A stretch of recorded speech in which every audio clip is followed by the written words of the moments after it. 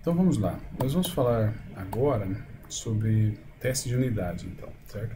Teste de unidade, bem, no caso é o maior, é o item que é mais enfatizado, né, nesse conjunto de slides aqui que a gente está usando do professor Marco Túlio.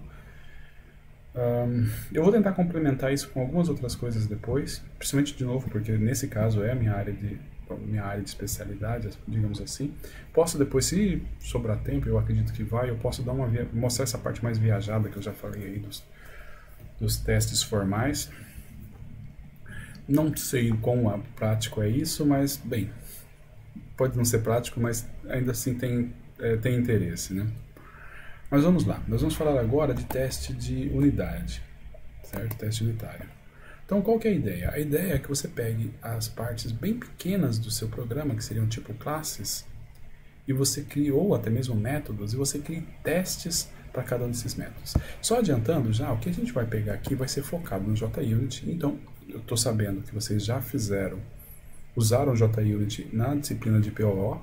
Não é obrigatório fazer isso lá, mas eu acho que é uma ótima iniciativa ter feito, porque já expõe lá no começo a ideia de fazer os testes e criar os testes unitários. Isso aí eu acho muito legal.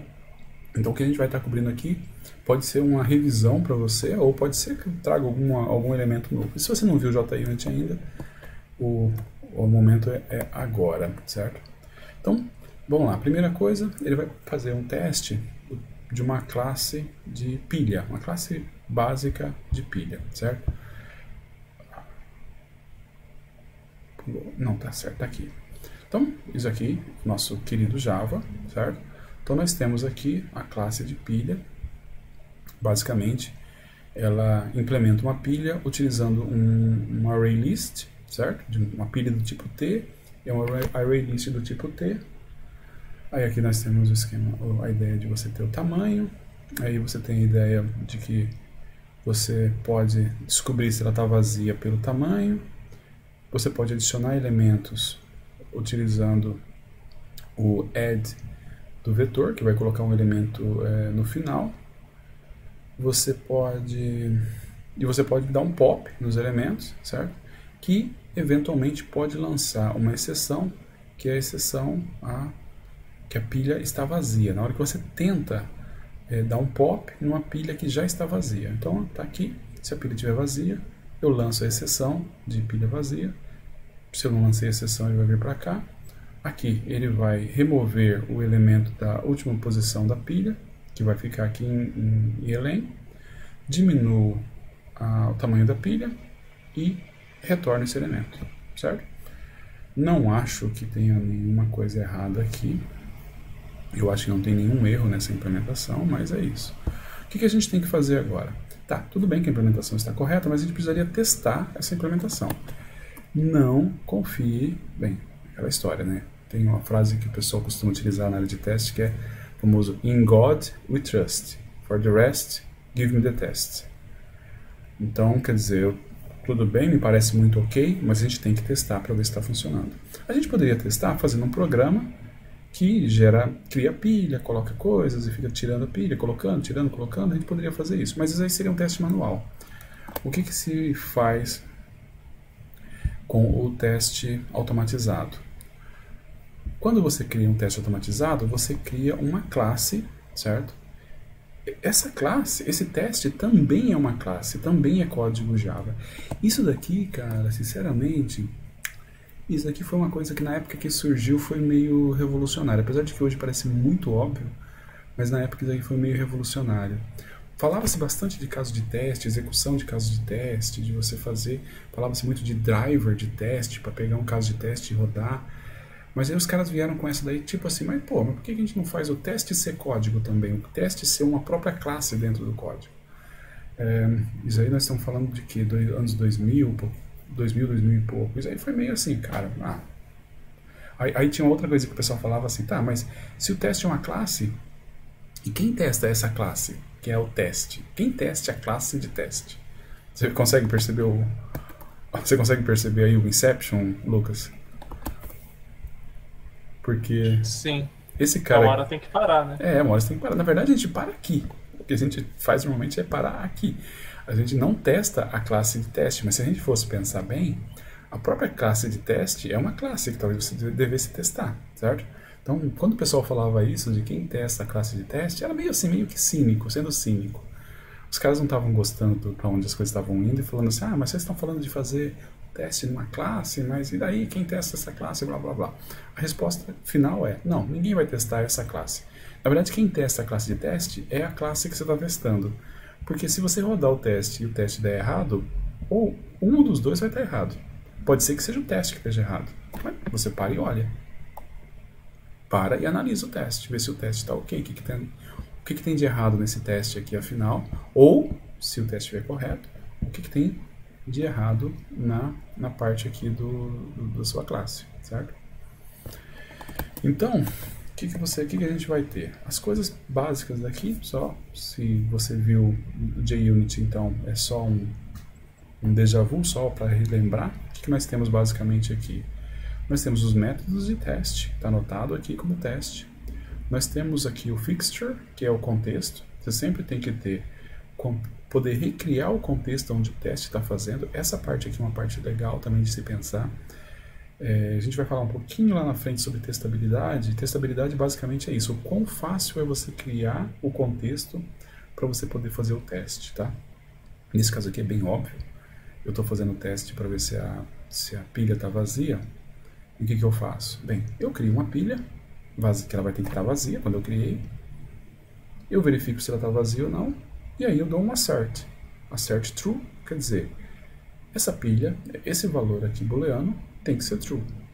Se esse valor booleano for true, esse teste aqui passou. Se o valor booleano não for true, o teste falhou, certo? Aí o que a gente vai ter? A gente tem a ferramenta para rodar o JUnit. Tem várias ferramentas que você consegue utilizar para poder fazer a execução. Mas aí nesse caso aqui, ele está usando como ferramenta. O que eu estou fazendo? Eu estou usando esse XUnit para rodar aquele teste e saber se o teste passou ou não. Se ele terminou o teste e deu assert, lá o assert foi satisfeito, assert true e o booleano é true, passou. Se for false, ele não passou, tá? Aqui, professor, diga. O Gabriel levantou a mão. Opa, fala, Gabriel. Professor, aquela classe, você fez uma classe separada para o teste, certo? Sim, sim. Eu posso, colocar métodos de teste na própria classe que eu implementei a funcionalidade? Ali no final, depois... Não? Não. Você quer, talvez eu pegasse essa mesma classe aqui e colocasse coisas de testes aqui no final dessa classe, né? Depois dos métodos de implementação, eu, no fim da classe, eu coloco métodos de teste para ela, tá ligado? Não é recomendado, cara. Não é recomendado, mas, eu posso fazer. Poder, você pode, né, cara? Você pode fazer tudo, né? Mas não é recomendado por quê? Primeiro porque a parte de teste ela é importante, mas durante o teste. Depois você não precisa mais dele. Depois que você terminou o teste, você compila a classe e vai mandar a classe para o cliente, por exemplo. Por que o código de teste vai para o cliente? Não precisa. Por que o código de teste vai para a aplicação? Concorda? Certo. Então é basicamente por aí. Mas assim, como tudo, né? Qual que é a resposta correta para todas as perguntas dessa disciplina? Depende. Existe um contexto onde isso aí é um pouquinho justificado. Ainda assim, eu duvido que eles fariam na mesma classe, tá? Mas existe um contexto que é o seguinte. Às vezes o pessoal pega os testes e embute os testes no sistema para que os testes sejam executados de tempos em tempos, certo? Por exemplo, eu lembro de um projeto onde o que eles faziam? Eles pegavam um conjuntinho mínimo de testes e eles colocaram esse conjunto de teste não só no sistema, eles colocaram no hardware. E o hardware, de 1 em 1 segundo, rodava aqueles testes. Eram testes bem rápidos, mas ele rodava aqueles testes. Rodava os testes. Para saber se não estava tendo alguma falha de hardware, entendeu? Mas ainda assim, eu acho que faria mais sentido você colocar numa outra classe que você poderia ligar ou desligar do que colocar na própria classe que você está fazendo. A resposta, então, é: primeiro, você pode. Segundo, você não deve, para você fazer isso, você tem que ter uma justificativa muito forte para você fazer isso, certo? E existe esse contexto onde você quer que os testes continuem executando, mesmo quando você está em produção, mas ainda assim, o ideal mesmo seria você ter o teste separado. Beleza? Entendi, obrigado. Tá joia. Então vamos lá. Tá, eu acho que é isso daqui que a gente precisa, basicamente. Então nós temos aqui todas as coisas que a gente tem para fazer o teste. E aí o teste ele pode falhar, ele pode passar ou ele pode falhar, tá? Aqui ele forçou uma situação onde o teste falhou. Não foi com aquele mesmo código, aquele código passa, né? Mas falhou. Tá, o que a gente pode fazer mais? De novo aqui nós estamos relembrando como é que funciona o JUnit. Então não sei até que nível vocês viram, mas fica aqui nosso recall aqui, pra gente relembrar, tá?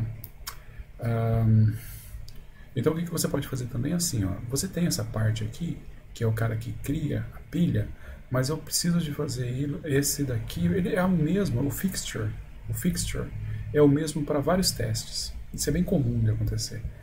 Eu preciso, para fazer vários testes, eu preciso de uma pilha vazia. Toda vez que eu for fazer o teste, eu preciso de uma pilha vazia.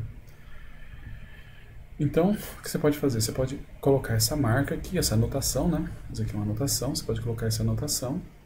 E isso aqui está dizendo, olha, isso aqui tem que ser executado antes de cada um dos testes. Então, se eu for executar o teste aqui, pilha vazia, ele vai executar isso aqui antes e daí executar a pilha vazia. Se ele for executar pilha não vazia, ele vai fazer isso aqui antes e depois executar pilha não vazia. Certo? Então, basicamente, isso daqui simplifica o código. Se você fosse ver aqui, ó, onde eu tô? Aqui. Eu teria essa parte aqui de criar a pilha repetida 2 vezes, que é esse daqui. Eu teria ela nessa linha e teria aqui também. Com isso, eu separo, eu meio que fatoro, né, dou uma fatorada, tiro o cara dali e jogo o cara numa parte separada, tá bom? É isto. Ok, tá bom, beleza? A outra coisa também é esses asserts. Os asserts são muito importantes na hora que você está fazendo. O assert é aquilo que a gente conversou lá atrás, que a gente falou lá atrás. Quando você está fazendo o teste, uma diferença do teste manual para o teste automatizado é que no teste automatizado ele tem que ter algum assert. Certo? Ele tem que ter alguma assert. Bem, existe uma situação onde não precisa, a gente vai ver daqui a pouco, mas em geral ele tem que falar alguma coisa. Tá, então você está dizendo assim, olha, se eu adicionar 3 coisas na pilha e eu perguntar o tamanho tem que ser 3. Certo? Aí você pode até falar, pô, mas é meio óbvio. Mas, cara, é óbvio, é verdade, mas você fez isso manualmente uma vez. Uma vez você executou isso de forma manual para saber se era 3 ou não. A única coisa que está pedindo para você fazer aqui é que você faça isso no formato de um teste, de maneira que você possa rodar isso várias vezes. Se você teve o trabalho de criar isso aqui uma vez, mas você vai poder executar isso daqui centenas de vezes, milhares de vezes, quantas vezes forem necessárias, certo? Então essa é a vantagem de você fazer o teste automatizado. Mesma coisa aqui. Aqui o que ele está fazendo? Ó, ele está criando, colocando 3 coisas na pilha, tirando uma delas, tirando de novo e está verificando que o resultado tem que ser 20. Certo? É isso que eu espero que dê como resultado. Alguma dúvida até aqui?